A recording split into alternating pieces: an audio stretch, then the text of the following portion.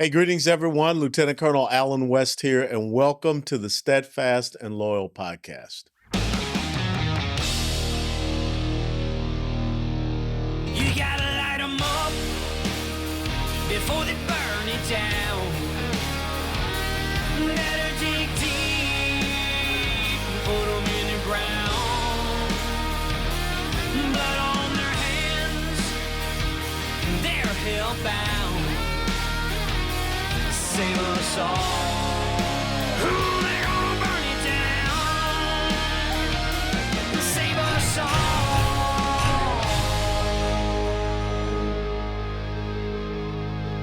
before they burn it down.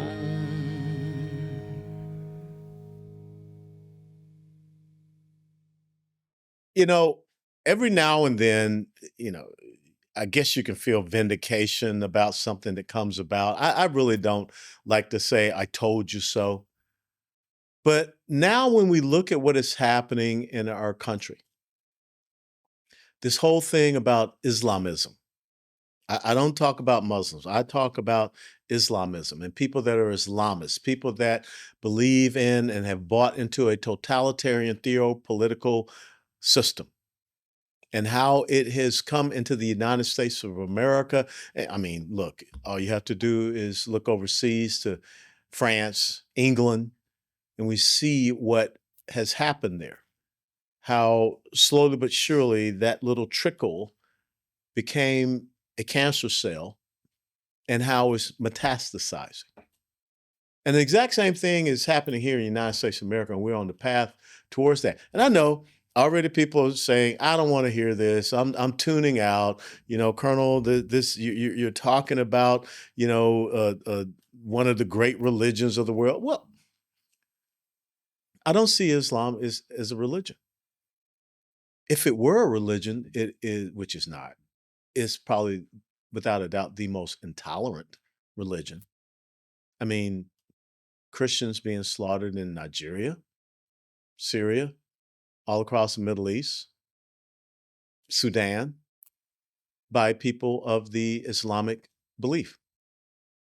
Because let's be honest, they're quoting their book and they say that they're commanded to do so. So I don't see it as a religion. Now, it is very adept at masking itself as such. And why would they do that? Well, because of Western civilization, freedoms, and beliefs. I mean, the very first liberty that we have in the United States of America is the freedom of religion. And so anytime you try to say something about Islam, and understand the word means submission, anytime you say something about it, then they say you're criticizing our religion. No, we're just bringing out some historical facts and truths. Or you're racist. Muslim is not a race.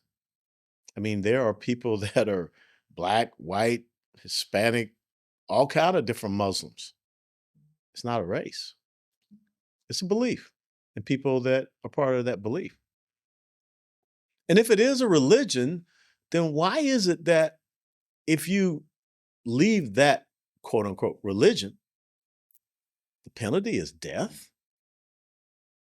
I mean, we know in the Christian faith, we call them backsliders. I mean, there are people that leave the Christian faith and go to whatever. There are people that leave a Mormon faith and become Christians. There are people that were Catholics and become, more Protestant. They don't do so under the penalty of death. So I'm just asking some very simple questions that I think that we need to start challenging people on before I get to some factual issues. I mean, think about this. When President Trump goes to Saudi Arabia to visit the prince and whatever, can he go to Mecca and Medina?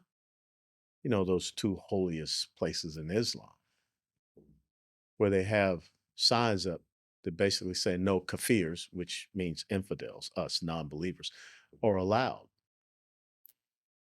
But I mean, here in the United States of America, you can thrive. You can go and as a Muslim, as someone who believes in Islam, anywhere that you want. So why is it that in these Muslim dominated countries, religious minorities are thoroughly persecuted and prosecuted, even killed? I mean, the Coptic Christians in Egypt. And oh, by the way, Syria, Egypt, you go back to antiquity, those were Christian nations. Syria because of Paul, Egypt because of Mark. But now what are they? How did they come to be so? Was it by peaceful proselytization? Or was it by the sword, which, when you look at the flag of Saudi Arabia, it has the sword of Muhammad with a Quranic verse over it? I don't know, but I think that if you are a prophet of something, you don't need a sword, do you? Now, why am I looking at this topic? Why am I asking these questions? I mean, I've done it before, but I think something's happening that we really need to confront this issue of Islamism, Islamists, Islam as a whole. And look, I know that there are people out there saying, well, there are moderate Islam, there's moderation in it. No. The president of Turkey, President Erdogan, once said, there's no such thing as moderate Islam. It's just Islam. So if they're willing to say that, then I should be able to delve into different books, study history to see what that means.